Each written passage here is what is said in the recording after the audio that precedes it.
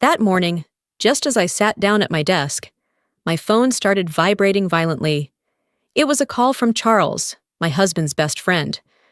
I answered. His voice was rushed and urgent. "Your husband was in a car accident. Come right away."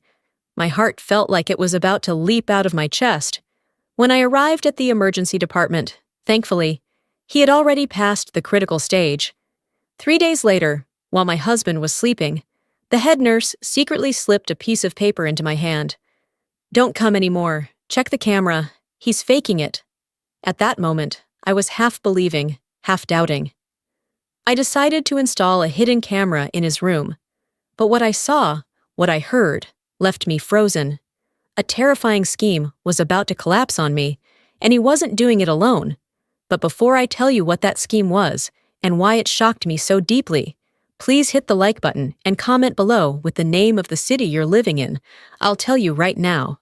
My name is Gianna, 35 years old, and I'm a pediatric dermatologist at Harborview Medical Center. It was just past 8 that day when I was examining my first patient, a newborn with flushed, itchy skin, crying with a reddened face. After the exam, I concluded it was only atopic dermatitis, gave the parents care instructions, and was about to move on to the next case when my phone rang. It was Charles, Christian's best friend, and also an orthopedic surgeon at Swedish. His voice was urgent. "Your husband's been in a car accident, both legs broken. Come now, ER, Swedish hospital." I remember nearly dropping my pen. My heart pounded wildly.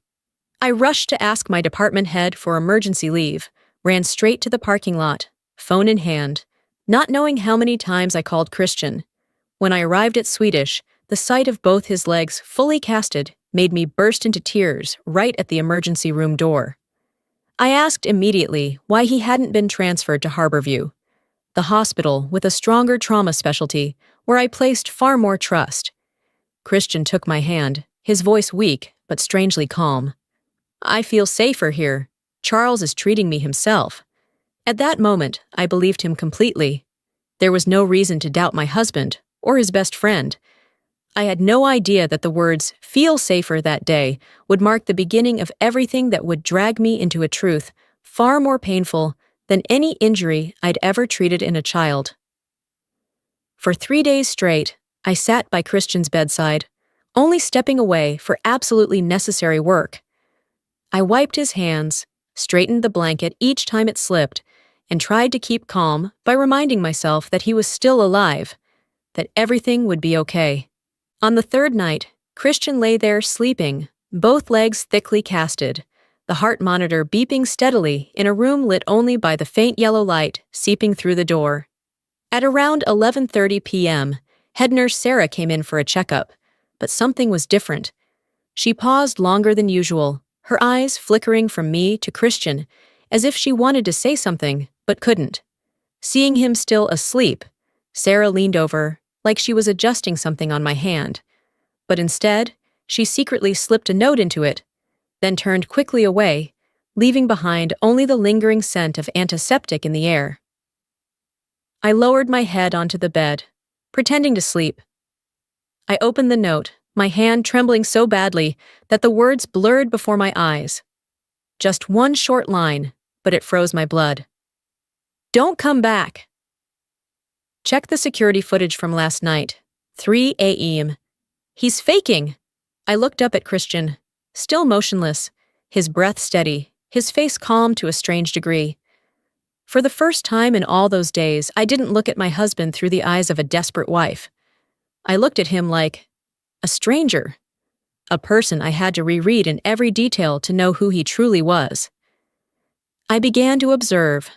Christian's breathing showed no signs of the constriction that comes with pain, no reflexive leg jerk when the brace was accidentally bumped, no trembling, no muscle tension, no spasms in the thigh, none of the signs of severe trauma. Everything was textbook acting. A chilling horror clenched my chest. I gripped Sarah's note and stepped out into the hallway, and I realized one thing. I couldn't just walk up to the front desk and ask for the security footage. Those were internal records. The hospital wouldn't release them to family without a court order, And if Sarah had chosen to warn me, it meant someone inside this hospital wasn't safe. I couldn't ask Charles either. He was Christian's attending physician. He was Christian's best friend. He was the only one holding the key to the entire truth. If Charles was part of this, then I was trapped in a web that only I didn't know existed. I clutched Sarah's note tighter, feeling like I was clinging to a rope stretched between truth and an abyss. After some reasoning, I came to one conclusion. If I wanted to see footage, I had only one option: install my own camera. No one in the hospital could help me. No official process was safe enough. It was just me and my instincts. Then fear crept in. If I installed a camera, it meant I was suspecting my own husband. A man I'd slept beside for the past 10 years. A man lying paralyzed right in front of me. What if I was wrong? What if it was just a misunderstanding? What if Sarah had misread something? Was I becoming a controlling wife? At the very moment my husband was in the most pain. The next morning, just as the first sunlight slanted through the hospital room window, I stepped into the hallway with Sarah's note in my pocket, my heart pounding like it wanted to burst from my chest. I turned toward the small retail area in the hospital lobby where they sold gear for patients' families and bought a micropin camera, 7-day battery life, complete with video and audio connected directly to an app on my phone. I never imagined I'd be installing a camera to spy on my own husband. Just holding that tiny device in my hand made me feel nauseated, heartbroken, and so furious I could barely breathe. But reason won. I needed the truth. And sometimes, the truth doesn't come from the people we love, but from emotionless things like a camera the size of a pinky finger. When 2 nurses wheeled Christian out for an X-ray to check on the injury, I had about 7 minutes alone in the room. I quickly pulled out the bouquet I'd bought that morning. Sunflowers, the kind Christian always said were too garish, but I chose them precisely because they hid the camera well. I slipped the device between the petals, angled the lens toward the hospital bed, adjusted the view to cover the bed, the casted legs, and the room door. I tested the connection. The screen lit up clearly. 1080p, audio streaming. Just that alone made my heart race so hard, my hands trembled. Christian was wheeled back in just as I was repositioning the bouquet. He winced as if in unbearable pain, but when he saw me, he immediately pressed his lips together, toning the pain down to the level of a considerate man who didn't want to worry his wife. I walked over and tried to speak as naturally as possible. I need to go back to Harborview for a bit. It's packed with patients today. They're short on doctors. Christian widened his eyes slightly, as if surprised. You're leaving me alone? I'm in so much pain. But just a second later, he changed his tone, softened it in a strangely deliberate way. Never mind. Go. I can handle it. The kids need you more. A line that sounded noble, but felt like a rehearsed script. The Christian I knew would have done anything to keep me by his side. But this Christian let me go so easily it sent chills down my spine. I left the room, hurried down the hall, but instead of heading to the elevator that led to the parking lot, I turned and sat down at a small cafe on the ground floor of Swedish. Setting my cappuccino on the table, I took out my phone and opened the camera app. The screen was black for a moment. Then the image came into focus. Christian's hospital room, silent and empty. Just the sunflower bouquet in the corner by the bed. The audio kicked in. I felt my hands shake so badly I had to use both to keep the phone from falling to the floor. I stared at the screen like it was a doorway to somewhere I wasn't sure I wanted to go, but I had to look. I had to know. The phone screen lit up, and for the first few seconds, all I could hear was the steady hum of the air conditioner in the quiet hospital room. I stared at the image of Christian sleeping, both legs casted and perfectly positioned, the blanket pulled up to his chest. Everything so flawless, it looked like a pre-staged movie scene. Then, exactly 15 minutes later, the unimaginable happened. Christian opened his eyes. Not drowsily like someone in pain, but wide, alert, with not the slightest sign of grogginess. He sat up smoothly, using his hands, without groaning, without a grimace, without even a reflex of pain. Then he bent down, slipped both hands under the cast, and pulled off the entire leg brace as if removing an empty sleeve. I couldn't breathe. My whole body froze. I didn't dare blink, afraid that if I did, what I was seeing would vanish like a nightmare. But no. He turned his legs, placed them on the floor, stood up, and walked. Normally. Straight, steady, not a single tremble or limp. In that moment, it felt like someone had shut off all the lights inside my chest. Suddenly, the past 3 days came rushing back, sharp and clean, like a blade. I remembered the first night beside Christian's bed. He barely spoke, lying motionless, eyes tightly shut as if completely drained. Only when I called his name would he open his eyes for a beat, then immediately close them again, as if writhing in pain. Every time I left the bed to get water, adjust the heater, or just step into the hallway, he lay completely still, not a sound. But every time I returned and stood by his side, he would furrow his brow right at that moment, then let out a soft moan, just enough to twist my heart, but not loud enough to warrant calling a nurse. Now, looking back, I knew that wasn't the reaction of someone suffering. It was the reflex of someone who knew exactly how his wife's empathy worked. As I tried to swallow the lump rising in my throat, Christian pulled out his phone on screen, dialed a number, and spoke clearly into the camera's mic. "Yeah, come in. Room's clear." A woman's voice replied, young, soft, familiar, but I didn't dare say her name. 30 minutes later, the hospital room door opened. Brittany walked in. No knock, no hesitation. She walked straight to Christian's bed as if this were her own home. Christian smiled. A smile I hadn't seen him give me in months. Brittany sat beside him, leaned into his hair, whispered something that made him chuckle softly. In that instant, I felt my heart constrict. My stepmother, the woman who once called me daughter, was now draped in the expression of a longtime lover toward my husband. I wondered how long it had been, and how I had become the last to know the truth. The camera captured everything, the rustle of the blanket, their laughter, their whispers close to each other's ears, every word so clear it made my hands tremble. Then Christian said something that made me nearly drop my phone to the cafe floor. "Gianna's starting to worry. Push a little more." I felt my heart shatter into hundreds of pieces. Brittany replied, voice cold as steel, "Once the farm sells, we're fine. Just keep acting." Then Christian gave a dry laugh and said something that chilled my entire body. "If we don't sell the farm, it's over. I can't pay the debt. She has to believe I'm about to be crippled." Brittany answered, "Scare her with the hospital bills. Say insurance won't cover. Make her offer to sell it herself." Every vague line from the past 2 days suddenly became sharp as scripted dialogue from a film I didn't even know I was in. Christian had once softly said, "I'm scared. If I can't walk again, how will we survive?"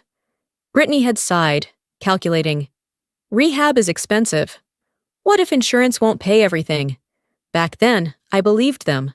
I was sleep-deprived, exhausted, terrified, and in that fragility, every word they said was like a needle pricking my mind, planting fears about money.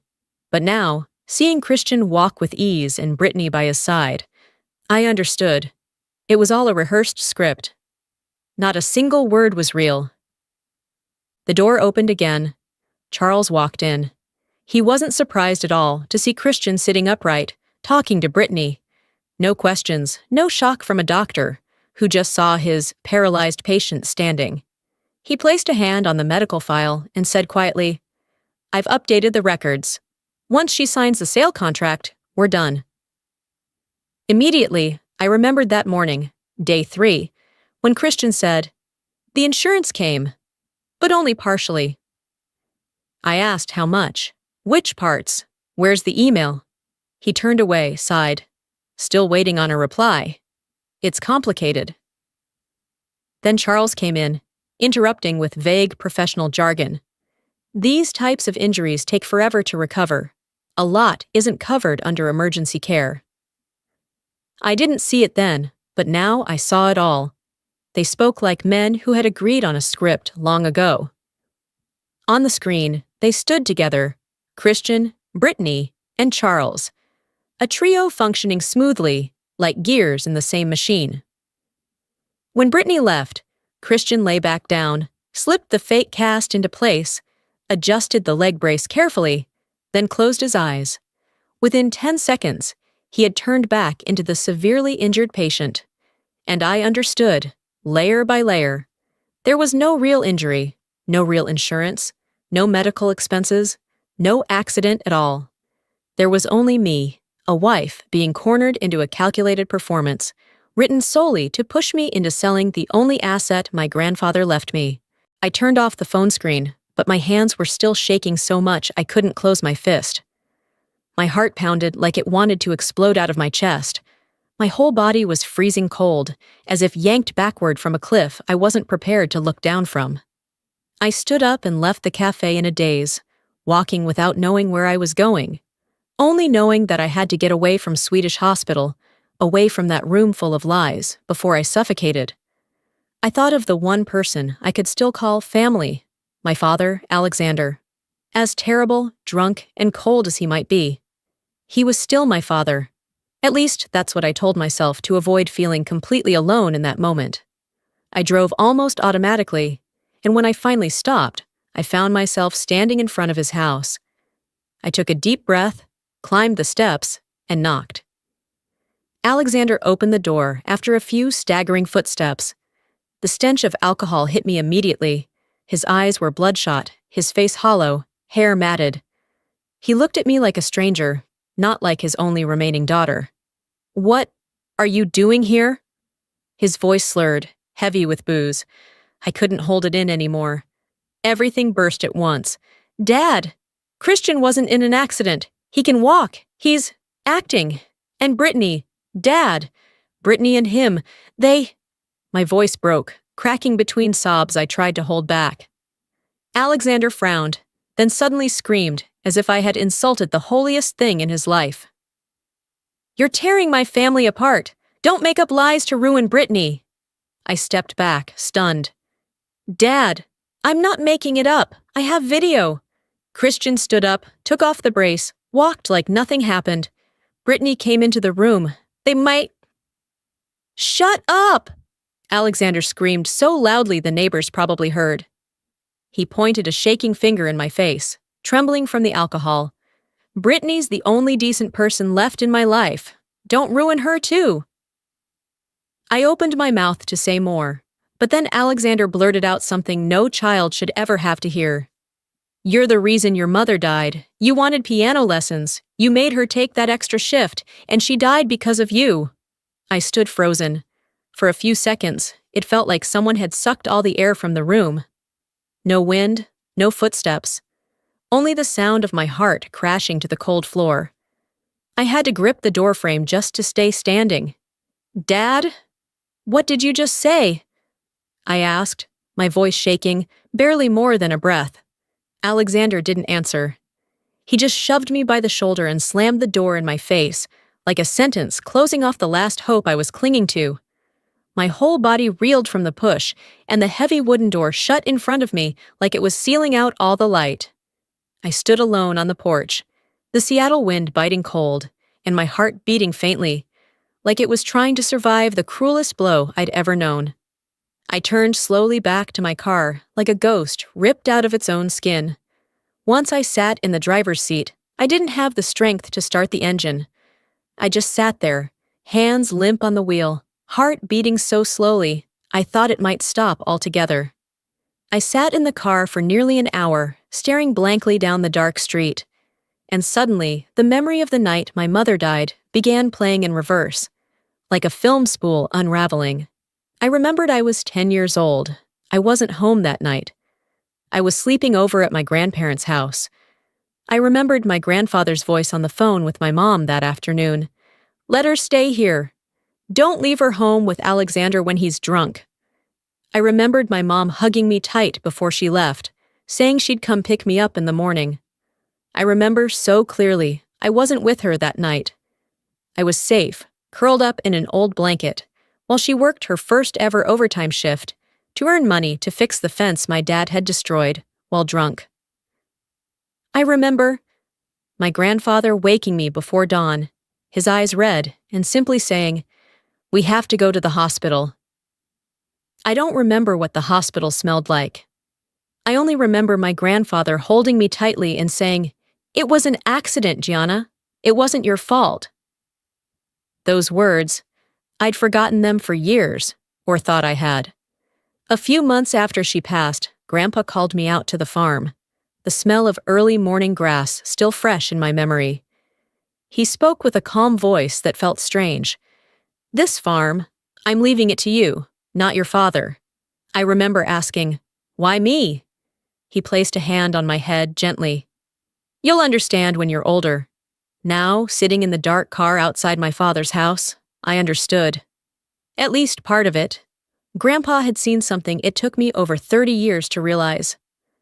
I took out my phone, hands trembling so badly I had to hold it with both, and called Aunt Anna, my mother's younger sister, the last person I could still trust. When she picked up and heard the break in my voice, she asked immediately, "Gianna, what happened?" I told her every word my father had shouted at me, every accusation, every warped memory. When I got to the line, "You're the reason your mother died," Aunt Anna nearly screamed, "No, absolutely not. Gianna, it wasn't your fault." She was gasping, and then continued in a voice thick with grief and fury. "Your mom confided in me the week before she died. Your dad had been unemployed for months, drinking every night. One night he got so drunk he broke the neighbor's fence. They demanded compensation. Your mom took an extra shift to pay the debt. That night was her first overtime. It wasn't because you wanted piano lessons. It wasn't because of you, Gianna. Not at all." I covered my mouth as tears fell uncontrollably. The weight my father had placed on my shoulders for years had never been true. "Gianna," my aunt whispered, like stitching shut the wound that had just torn open in my heart. "You were the one thing your mother never, ever regretted."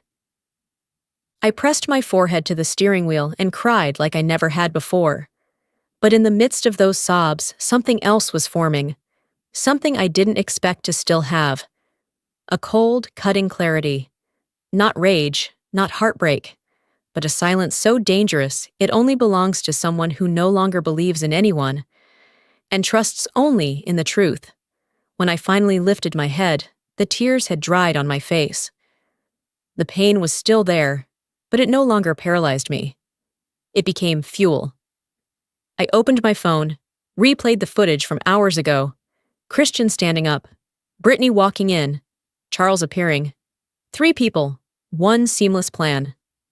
I saved everything in 3 places: my phone, a USB, and a private cloud. Then I started gathering every other piece of the puzzle. The visitor logs. Christian was only in pain when I was present.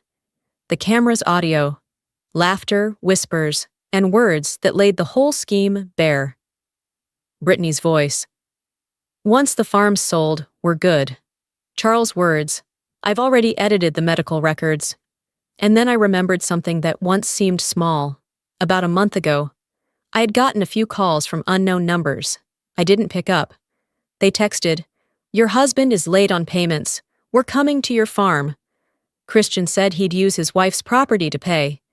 I had deleted the messages right away. I thought it was a scam, just another financial threat, like the news always warned about. I even joked to a colleague, "Scammers are getting creative these days." But now, putting it all together, I knew. It was all real. Christian was drowning in gambling debt, and this accident was his way of forcing me into a corner to sell the farm my grandfather left me. I logged into our shared account and opened the transaction history from the past 3 months. Instantly, irregular charges popped up, constant small withdrawals, transfers to anonymous accounts, temporary payments near casino districts. I opened Christian's email, something he always assumed I'd never look at. There, I found debt reminders, overdue warnings, payment requests from names I didn't even recognize. All debt. All hidden from me. I saved every single piece of evidence. And right after, I went back to Swedish Hospital. I opened the door to the hospital room with the face of a devoted wife. Not a flicker of suspicion, not a tremble, just the perfect amount of softness, exactly the way Christian and Brittany expected. I think, maybe I should do what everyone's been saying, I said, placing my hand on his shoulder. I'll sell the farm to take care of you.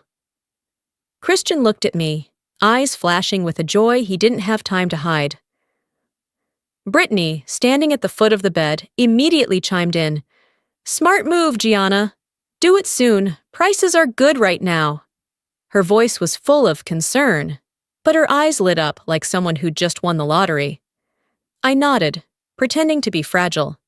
I'm already contacting an agent, just waiting for the right price. Someone's interested. That part was half true, half a lie. I hadn't actually listed it. I just needed time, and I knew exactly how to make Christian panic, how to get him to push, how to make them slip up. That evening, I stepped into the hallway and called a real agent, just to ask for a price quote. I didn't sell. I just wanted to create a breadcrumb trail so that if Christian checked my phone, he'd think I truly intended to sell. With each passing day, Christian grew more anxious. Brittany pretended to care. Don't wait too long and let the market dip. Our family needs stability. Our family? I wanted to laugh, but I didn't.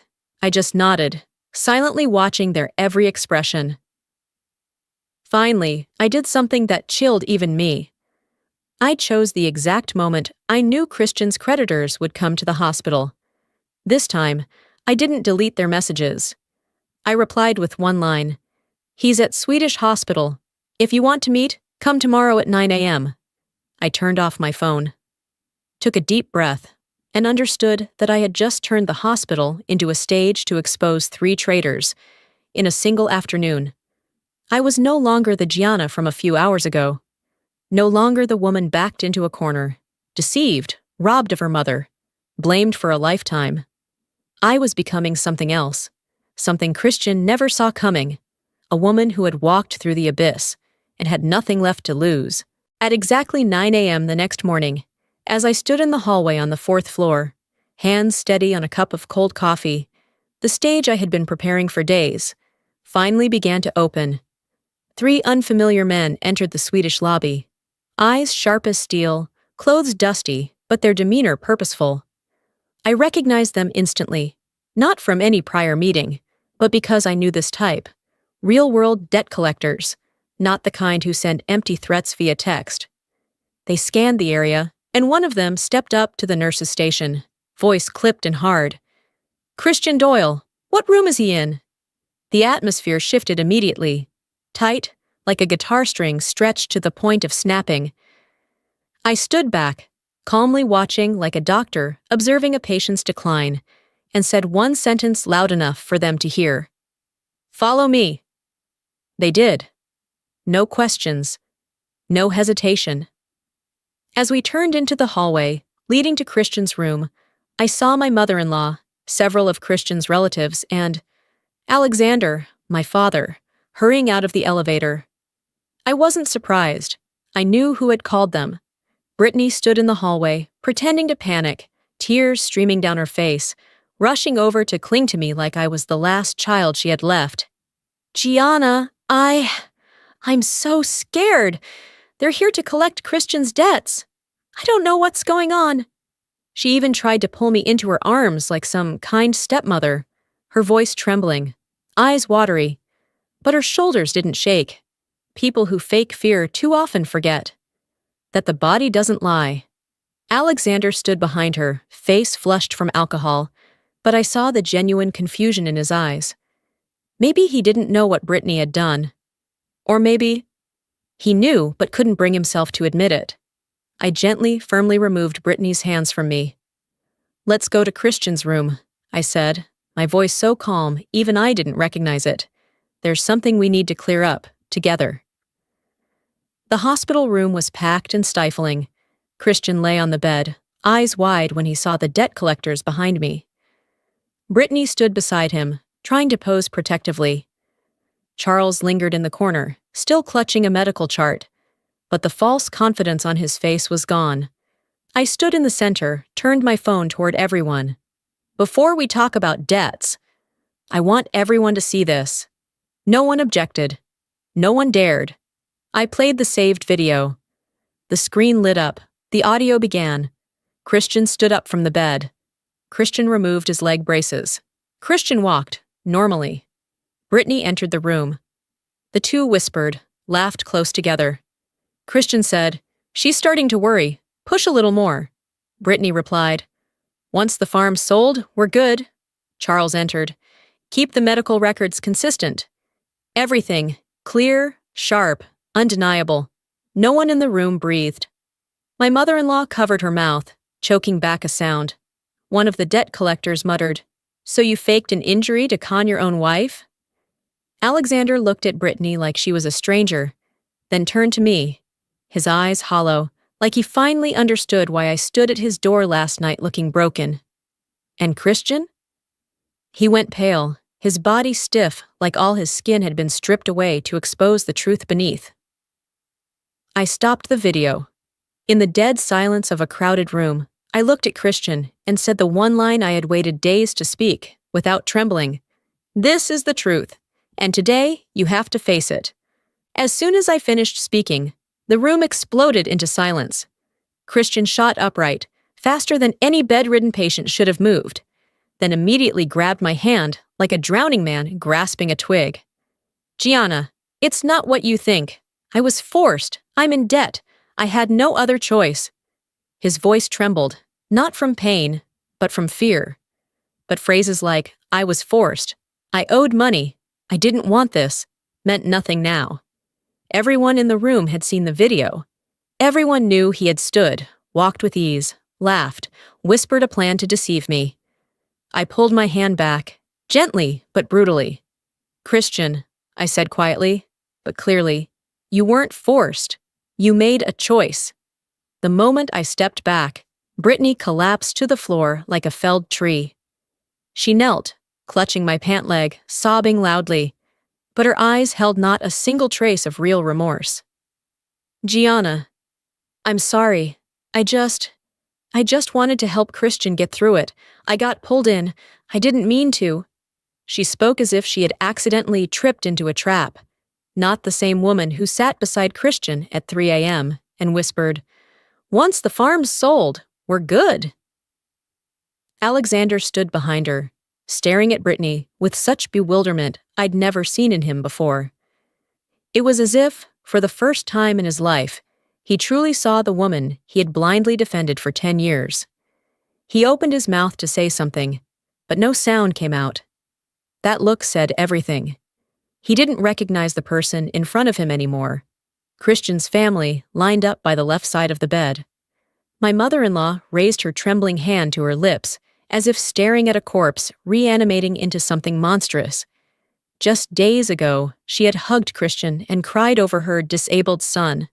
Now her eyes narrowed, not in grief, but in disgust. You deceived all of us," she whispered, her voice strangled. And Charles, standing in the corner, trying to dodge every gaze, his face as pale as a patient chart. A staff doctor knocked on the door. "Dr. Charles, HR and the Ethics Committee request your presence immediately." No deliberation needed, no appeal. His career shattered on the spot, the very moment the video played. All the fake authority Charles once used to judge me, to shield Christian, fell to the floor like a bloodied lab coat. I looked at every face in the room, shocked, humiliated, exposed, hurt. Then I spoke, calm as if closing a long surgery. "I'm not here to cause a scene. I'm here to end the scam." The room sank into a heavy silence, the kind that settles when people witness a chain collapse they can no longer stop. The very next day, I left Swedish Hospital carrying a USB with all the evidence, a phone filled with Christian's gambling debt messages, and a heart completely detached from this marriage. I didn't wait a second longer. I went straight to King County Court and filed for divorce. I signed every page with a steady hand. I requested a protection order for my personal property, a freeze on any attempt by Christian to sell or touch the farm, and most importantly, legal confirmation that the farm was inheritance from my grandfather, not shared marital property. U.S. law is clear. Personal inheritance is not divided. Gambling debt and fraud-based obligations are personal liabilities. And I had the proof. I submitted the video of Christian walking unaided, the audio of Brittany whispering their plan to pressure me into selling, and the clip of Charles discussing how to keep the records consistent. Everything was time-stamped, cross-checked with nurse shift logs, undeniable. Christian's attorney couldn't argue. At the first hearing, Christian walked into the courtroom mentally wrecked, not from injury, but from having destroyed his own life. The court needed only 3 months to deliver its decision. Christian was charged with attempted fraud, first degree. He received 5 years probation due to being a first-time offender and cooperating with the investigation, along with mandatory financial fraud rehabilitation and full reimbursement of my legal costs. The worst part for Christian wasn't the suspended sentence. It was the look in his family's eyes at court. Disgusted, disappointed, colder than I'd ever seen directed at another person. Brittany, on the other hand, could no longer pretend. When the prosecutor concluded she was an accomplice, helping stage the fake injury, hiding debt, and willfully plotting to strip me of my property, she collapsed in her seat, as if all her bones had vanished. The court sentenced her to 4 years probation, 600 hours of mandatory community service, and a criminal record in the state system, meaning she was unlikely to get any respectable job for years. And Charles? The Washington State Medical Board didn't wait for a trial. The moment the video was submitted, his license was suspended indefinitely. Once the investigation confirmed his role in staging the injury, he was stripped of his medical license. The criminal court sentenced Charles to 3 years probation, community service in rehabilitation facilities, and mandatory enrollment in a medical ethics program, only after which he could petition to return to practice. The 3 who once schemed together to con me now stood on 3 separate legal paths, with one thing in common: none of them had a way back. As for me, I walked out of the courthouse with a divorce decree, the legal title to my grandfather's farm fully protected, and a heart strangely light, as if I had finally reclaimed the breath that had been stolen from me all this time. I knew exactly where I needed to go, where I had to return. And a few weeks later, I packed up everything, left Seattle, and drove back to Portland, to the place where my grandfather once said, "Here, you will always have a home."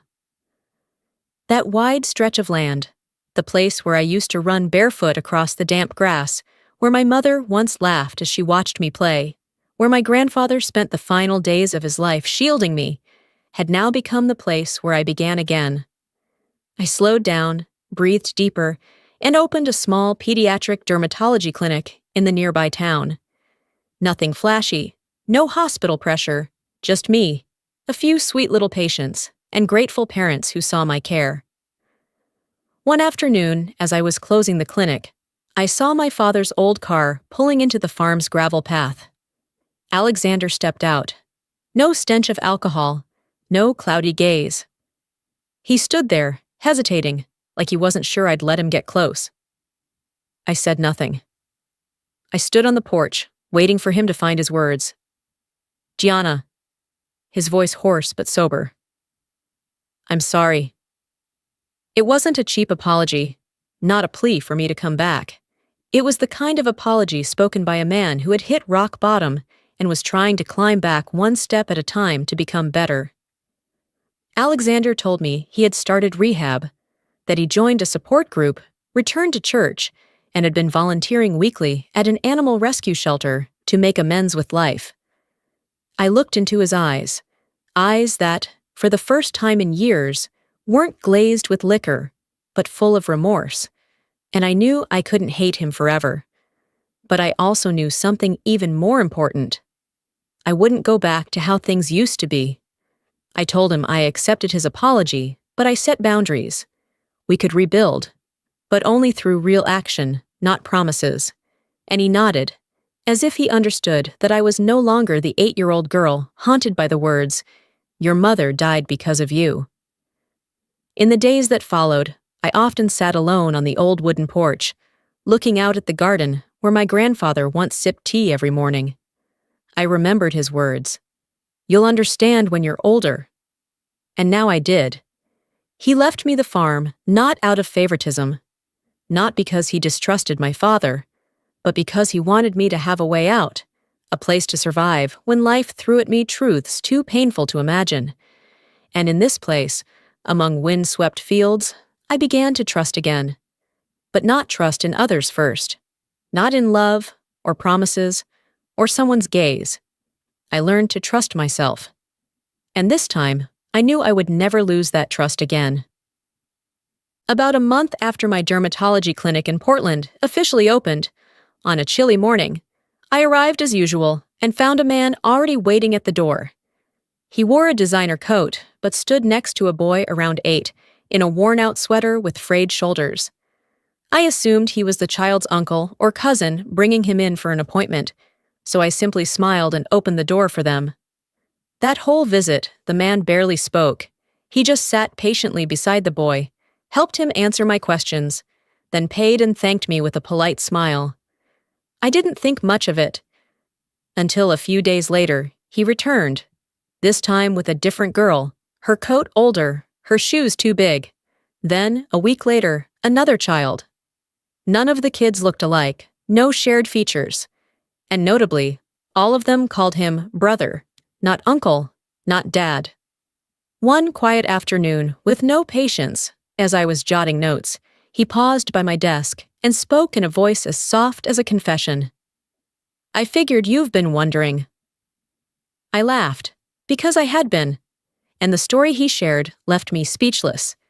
His name was Michael, a tech entrepreneur. I realized then, I'd heard of him before, one of Portland's young millionaires, but what caught my attention wasn't his success. It was what he did. He ran a support group for single mothers in hardship. All the children he brought in were their kids. He personally drove them, arranged appointments, paid for treatments, without press, without applause, without seeking credit. He said, "My mother was a single mom. She did everything to raise me. Now I want to make sure other kids don't have to go through what I did. Helping them is how I'm healing myself." I looked at Michael then, not through the lens of wealth, but through the quiet strength of someone shaped by struggle, someone who had learned how to turn old wounds into kindness. We began talking more about work, children, my years at Harborview, my grandfather's farm.